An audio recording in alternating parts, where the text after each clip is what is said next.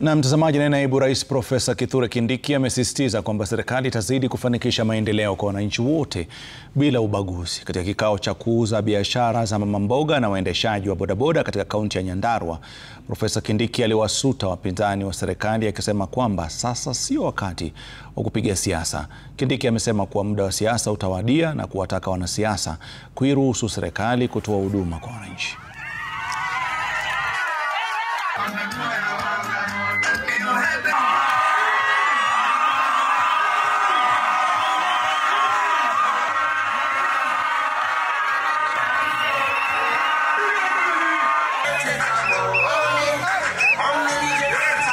Sisi tumekuwa watu werevu.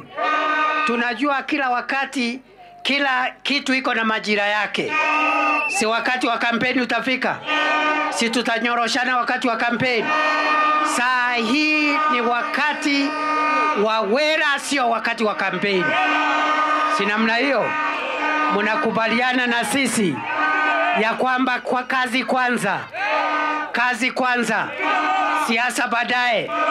Tuchape kazi, rais achape kazi, deputy president achape kazi,